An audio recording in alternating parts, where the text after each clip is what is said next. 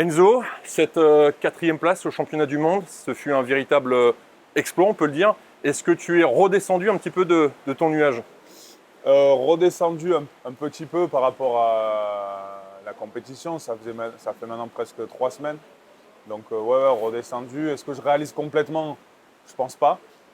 Je pense pas, mais j'ai réussi à prendre un peu de recul, donc à profiter des moments qu'on a eus, donc c'est plutôt cool. Est-ce que vous avez conscience de ce que vous avez accompli pendant ce mondial à Doha? Je pense qu'on a complètement conscience. Enfin, c'est facile en termes de résultats, c'est le plus grand résultat du water-polo français, donc oui, on le réalise. Mais en fait, on est toujours dans la quête du plus. Nous, notre objectif, c'est Paris 2024, une médaille. Donc voilà, on est très content, très fiers, mais toujours très concentrés et déterminés à aller chercher cette médaille à Paris. Comment expliquer un tel résultat? Il y a plusieurs facteurs. Il y en a un central, bien sûr, c'est la nomination de Florent Bruzeau. Mais voilà, ça fait des années que le groupe travaille, des années qu'on a des joueurs qui sont là et qui travaillent ensemble. Ensuite, Florian a mis en place un staff très compétent, très complet, ce qui nous permet d'être les meilleurs possibles. Voilà, on a des conditions, on va le dire, d'entraînement qui sont meilleures. Donc en fait, c'est un cocktail de plein de choses qui font qu'on en est là actuellement. Ce qui fait la force aussi de l'équipe, on l'a vu durant ce mondial, c'est le groupe. Il y a une véritable osmose, c'est plus qu'une bande de copains, j'ai envie de dire. Ouais, c'est génial, honnêtement. Dans une carrière, c'est très rare de se retrouver avec une ambiance comme ça dans une équipe. En plus, dans une équipe nationale où c'est très différent, on ne travaille pas toute l'année ensemble. Mais voilà, c'est le fruit du travail aussi. Plusieurs joueurs, ça fait des années qu'on se connaît. Mais voilà, le staff, on a quelqu'un qui est là pour l'optimisation du haut niveau, qui est là pour qu'on travaille mentalement, ensemble, individuellement. Donc voilà, rien n'est laissé au hasard.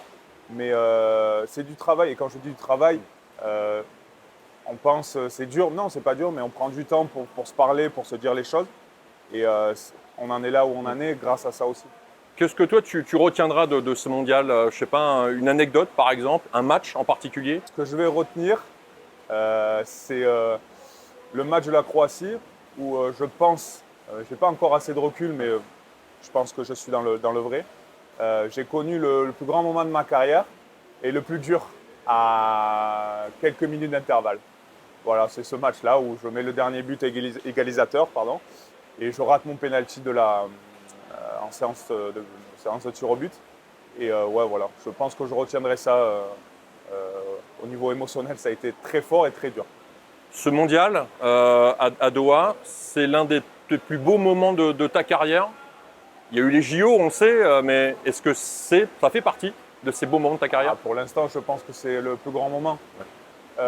Quand on est jeune, enfin, moi, quand j'ai commencé ce sport, on se dit, on rêve de jouer des matchs. On dit, une demi-finale, je vais marquer à l'entraînement.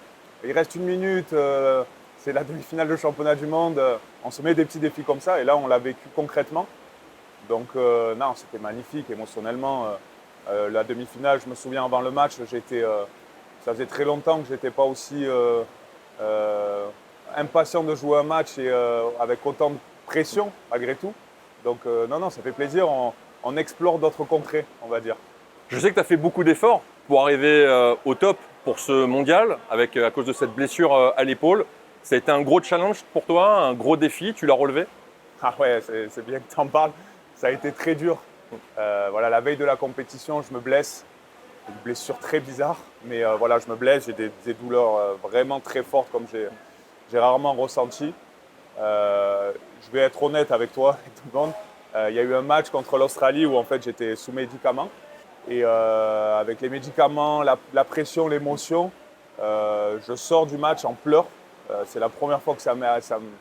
Je ne suis pas quelqu'un qui pleure énormément. Et ouais, donc ça a été très dur pour moi. Voilà, le cocktail, voilà, comme tu disais, de médicaments, d'émotions, ça m'a fait craquer complet. Donc voilà, après coup, voilà, j'avais des douleurs vraiment fortes tous les matchs. Les gens ont peut-être vu, j'avais des poches de glace à chaque fois que je sortais de l'eau. Donc non, ça a été assez dur pour moi, individuellement à ce niveau-là. Mais en fait, au niveau collectif, ça a tellement été beau et fort que ça a pris le dessus sur tout, quoi. Tu l'as dit en début de cette interview, ce mondial à Doha, c'est un bon tremplin, une bonne préparation pour les JO à Paris. C'est le timing parfait. Ouais. On est à quelques mois des Jeux, on fait notre meilleur résultat, on est là où on voulait être. Alors, on voulait, avant d'arriver à Paris, jouer une demi-finale, on l'a fait. Donc on est dans les temps de passage, comme je dis. On sent aussi un engouement malgré tout, après cette belle 4e place. On sait qu'au niveau du sport français collectif surtout, c'est pas grand-chose, mais il faut remettre dans son contexte. Pour nous, c'est énorme, c'est quelque chose d'énorme. Et voilà, on a tout cet engouement, on a des coéquipiers à moi qui sont passés sur Quotidien, Rémi Saudadier qui est passé sur Tout le Sport, qui a fait le tirage de la Coupe de France. Enfin, c'est des choses énormes, il y a quelques mois, on n'aurait jamais imaginé ça. Donc nous, ce qu'on veut, c'est surfer sur ça, mais ça passe par des résultats, s'entraîner dur. Voilà, nous, à notre échelle, c'est ce qu'on peut faire. Voilà. Tu dis c'est ce qui pouvait vous arriver de mieux, c'est un bon timing. Pour quelle raison? Parce que est-ce que l'équipe était encore un petit peu trop jeune, entre guillemets, pour décrocher cette médaille de bronze, par exemple, face à l'Espagne? Est-ce que maintenant, vous savez ce que c'est, entre guillemets, le très haut niveau, comment gagner une médaille, comment vaincre cette pression? Oui, on sait mieux parce qu'on en a fait une. Enfin, on a fait une demi-finale et on a joué une petite finale. Mais en fait, on joue contre des équipes qui en ont disputé 6, 7, peut-être 10, 15. Nous, c'est notre première. Donc, on sait que ces matchs-là, on les gagne avec l'expérience. Donc, on va y arriver avec une petite expérience, certes, mais avec une expérience. Et je pense que ça va nous servir pour Paris si on doit rejouer des matchs à ce niveau de la compétition. Vous savez que vous êtes un petit peu attendu au tournant par les autres équipes durant ces JO. En plus, vous jouez à la maison, donc… Bien sûr. Alors, nous, c'est bizarre, moi, dans ma carrière, on a été, je ne vais pas dire rien, mais pas… Voilà, on était prétendant à la 9e place, voilà, pour faire simple. Ensuite, on monte peu à peu, depuis 2 ans, on est outsider.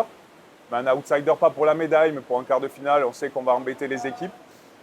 Et maintenant, là, on a été outsider au niveau championnat du monde, et je pense, on n'est pas favori, loin de là, mais on est une équipe sur laquelle on doit compter, ça c'est certain. Nous, on n'a pas peur de ça, on est préparé à ça. Mais voilà, c'est un statut différent qui nous plaît bien, je pense. Bon, j'imagine que ça te tient à cœur d'être, tu te languis d'être déjà au mois de juillet là, pour ces JO. Bien sûr, si je pouvais claquer les doigts et retrouver l'hymne du premier match, je le ferais de suite. Mais voilà, il faut être quand même avoir un peu les pieds sur terre. On a une fin de saison avec Aix-en-Provence qui arrive, une grosse préparation qui va nous attendre. Donc voilà, chaque chose en son temps et il faut prendre son mal en patience, quoi. Qu'est-ce qu'on peut te souhaiter, Enzo? La santé, ça sera déjà une très bonne chose. Et voilà, c'est tout, ça sera déjà pas mal.